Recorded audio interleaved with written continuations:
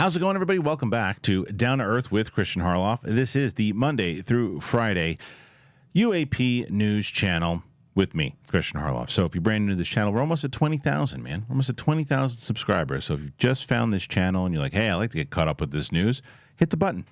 We talk about all of it. We also have a weekly show that it's a weekly podcast that's on my other channel, the Christian Harloff channel, which is UAP Tuesdays. It's about an hour and a half. We've had some really good guests. We got Jesse Michaels coming on next week. We got Avi Loeb coming on soon.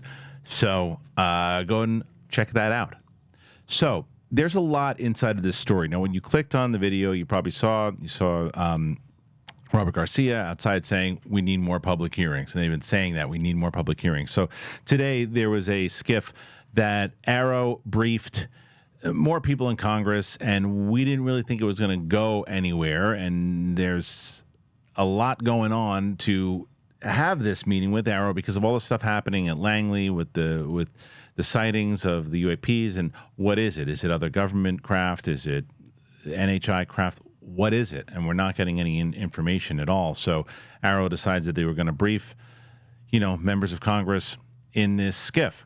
Now, we won't find out exactly what was said inside of the said SCIF, but we will know that we can guess that nothing really went anywhere, and they probably had some answers that were made up that they knew they were going to say, and it's kind of by-the-book answers they've been saying for the last, 70, 80 years. But I'm going to give you kind of lead up on how all this went down. And the first thing I want to show is the lead up. This is a piece from News Nation that talked about the upcoming SCIF. Here it is. Well, another meeting taking place on Capitol Hill today, but this one in secret, as members of the House Caucus on Unidentified Aerial Phenomena, commonly known as UFOs, are meeting with Defense Department officials in charge of investigating those flying objects. Today's classified briefing is the latest push to get answers about the unexplained. Correspondent Joe Khalil live for us there at the Capitol. Joe, what do we know about today's meeting? Well, it's going to happen in about less than an hour's time. In one of the rooms close behind us now, there is going to be this classified briefing with just a few members of the House Republican and Democratic UAP Caucus. This is a bipartisan group. The briefing is going to be done by members of AARO, Tim Phillips and Major General David Abba. These are two people from AARO, which is the wing of the Pentagon that investigates and looks into UAP or UFO reports.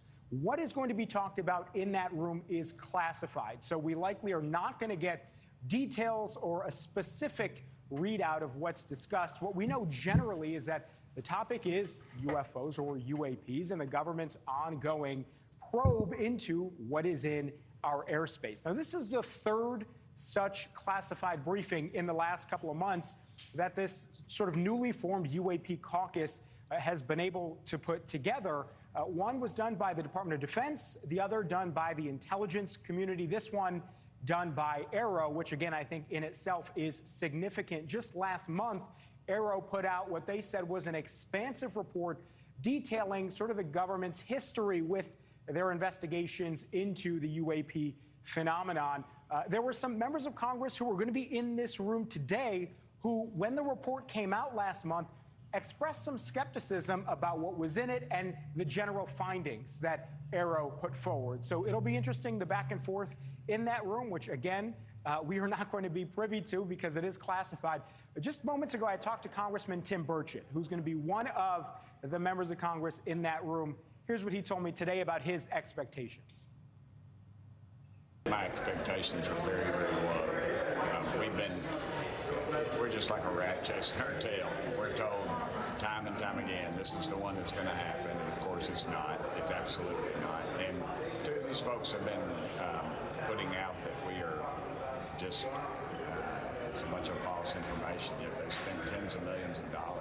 So to call the previous two classified briefings on this topic, we talked to lawmakers after they came out. Again, they didn't share details, but for the first one, they were largely disappointed. The second one, they said they actually felt satisfied with some of the information that they got. So we're going to see what happens this time when they come out. I can tell you separately but related, these members are also talking about a potential field hearing, a second one. We remember that first major hearing that happened back in July. It was unprecedented on this topic.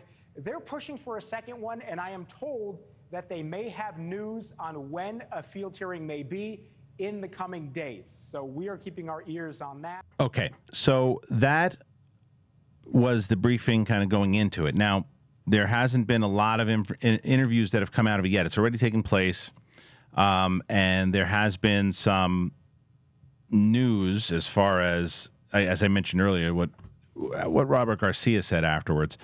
But before I get to that, and before I get to him, because what it does seem and what they said in that report, that we're not going to get a lot of the information out of that. But the question is, are they going to come out and, helpful? So whether it is any of the people that are going into it, you saw Burchett's been kind of, he doesn't feel like the needle's being moved at all. Every time you hear an interview with him now, he just feels like the same runaround, and they're just nothing's getting pushed forward.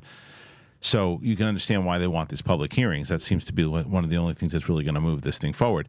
But the reason why a lot of this particular thing is happening now is because of all these sightings and these things that are happening over Langley. Now, this was the footage of the stuff that they saw over Langley. Take a look at this. This is from Ross Coldhart. At this video.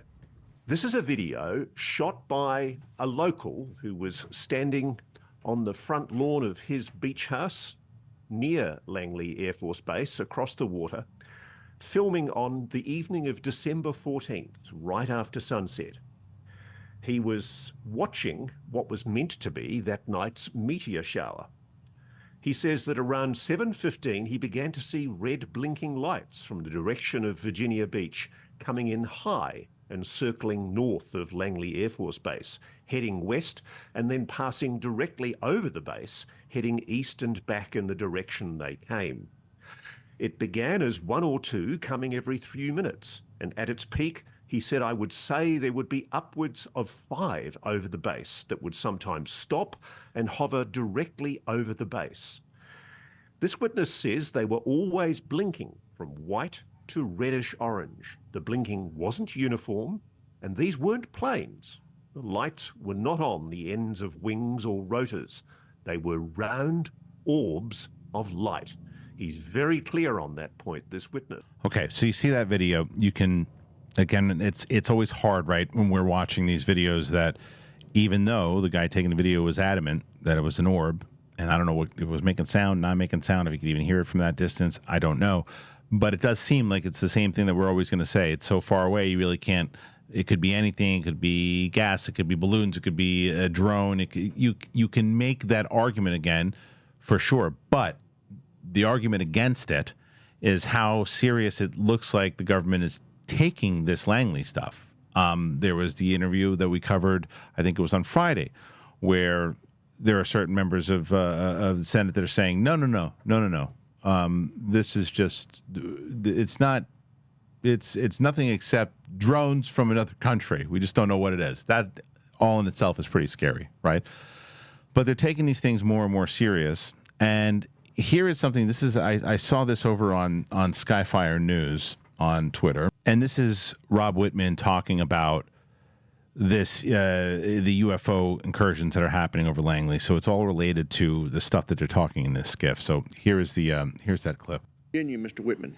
Well, thank you, Mr. Chairman. I'd like to thank our witnesses for joining us today. Secretary Kent, I'd like to begin with you. The U.S. Air Force base budget and then the UCOM unfunded requirements list both call for additional counter small UAS capability at U.S. Air Force installations. As I see things unfolding, we see counter small UAS and really loitering munitions not having much distinction. They are becoming the same thing. We saw recently a very disturbing trend at Langley Air Force Base, where because of a large number of UASs that were in that airspace, Langley had to close down just to make sure that we were able to defend the operations that were going on there. As I watch how missions are developing, you see the Army Missile Defense mission, you see the Air Force Air Base Air Defense mission, and it looks like to me that there's a lot of commonalities there. Can you give me an idea about how do you look at those different requirements, and who's responsible for what mission? Are there clear lines of distinction there, and do you think that based upon where we are today, are our Air Force bases adequately protected? We have a wide range of threats to our air bases. They vary by theater quite a bit. different in the Middle East or in Europe or in the Pacific. In the Pacific in particular, what China's been acquiring is a variety of missiles, precision missiles, ballistic and cruise and hypersonic, designed to attack our air bases. And that's the threat that really drives us more than anything else right now. In the Middle East and to some extent in Europe, we're faced with small UAVs more. We have to deal with all of these. The way the department is approaching this is that the Army is generally the lead for research and development on small UAV problem, and we're participating in that. We contribute to that and are full-fledged members. And we are funding some improvements to our air bases for security of that. I was just at several of our Middle East air bases where we have systems deployed today because of that threat. As you go up the chain a little bit in the threat and start worrying about cruise and ballistic missiles, then systems like Patriot come into play. What we need, and there's a large study that's been going on for well over a year now, led by the Army that we're participating in, to try to come to an optimal solution for air-based defense against a whole range of threats. What we need in particular is a highly cost-effective way to engage those cruise and ballistic missiles and those hypersonics. Yeah. And there's some promising technologies in development which we think have potential to do that.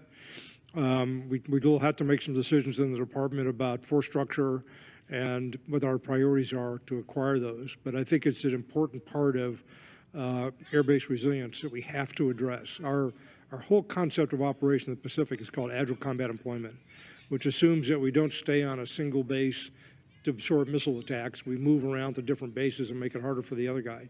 But you still need defenses, and you need defenses that can be where you're going to be to be effective. All our wargaming says that's a necessity.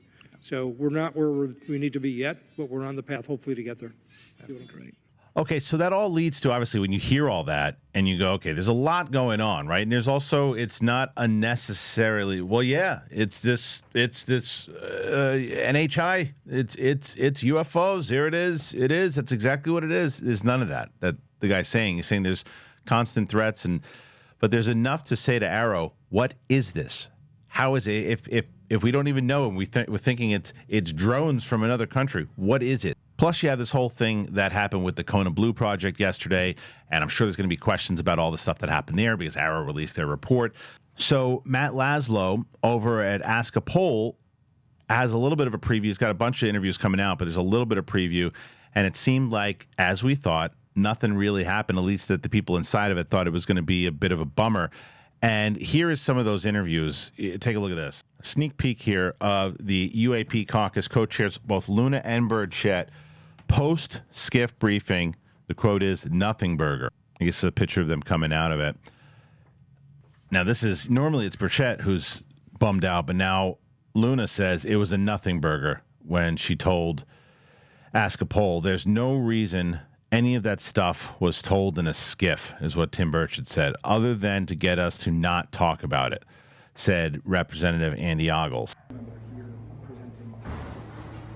Sounds like you got to run. I got two questions. Sure. So first is, you had your question answered, but did it seem generally like, from the lawmakers in the room, they were satisfied with some of what they were hearing? Well, look, you could have got my question after the meeting totally satisfied. Yeah. I mean, I think that I just want to have more public hearings. I think public hearings are really important. Classified briefings are great. We've asked for more public hearings. It's not a decision that those of us in the minority can make. This is, I mean, quite frankly, on the majority. It's on the Republicans to agree more hearings. We've already made that request in oversight, so we're going to continue to make that request. Can you tell me where you think you are with that? I mean, I've made that request in letters, in person. I'm not sure how many more times we can request it, so it's really their decision. But certainly, I'd like to see more public hearings. So yeah, so I agree with him 100%. This is, especially after you hear the first part of that with Laszlo's kind of preview to what we're about to hear, which is a whole lot of nothing went down in that room because AARO ain't telling anybody anything. There's a whole reason they come up with these different reports. They've got Kirkpatrick out there talking whenever he's talking, and then you have the report that another report again by Kirkpatrick that nothing has really been found. So why are they going to say, and they're going to do a complete 180 in this and go, okay, look, here's what this really is. It's as they said, it was pretty much to get us to stop talking about it, and that's the plan. And I have quoted this quote by George Knapp to almost exhaustion, that they are better at their job than we are at ours. They've been doing this for a long time. And there's a reason why they're keeping secrets for whatever it might be, whatever the information is that they have. They ain't going to give it in a SCIF. As you can see, the fact that it was that predictable, that you knew, everybody knew it. I said at the beginning of this thing, you know that nothing was going to come out of that. He's right. You need that hearing. You got to get that hearing to go. And if it is the majority, if it is Burchett, it is Luna, and they got to push this up to Mike Johnson and whoever it might be that can approve this thing, that's how you're going to move the needle, because that's what moved the needle in the summertime last year. It was those hearings that got people to start talking, got this thing heated again. It was the Grush interview followed by that. Now, the other side of it is that the Schumer bill might come back into play. The Schumer Rounds bill could come back into play. We'll see. So there's a lot here. But if you were looking forward to something happening inside of this SCIF, then I'm afraid you were disappointed. I kind of knew it. I think I said it on yesterday's show. Nothing was going to happen. But what did happen is the further push, and maybe that it pissed off enough people to go, all right, we got to push for these hearings. But that's it. It was a longer piece today, but what do you guys think? Go ahead and comment. Tell me exactly what you think of all this. The stuff over Langley, the stuff in the SCIF, the stuff with the hearings. What do you think? Put your comments in there. Let it be known. And also hit that subscribe button. Hopefully we can get to 20,000 today. That'd be amazing. Can you get us to 20,000 today? That'd be good. That'd be helpful. That'd be supportive. Thanks. Appreciate it. And we'll see you tomorrow.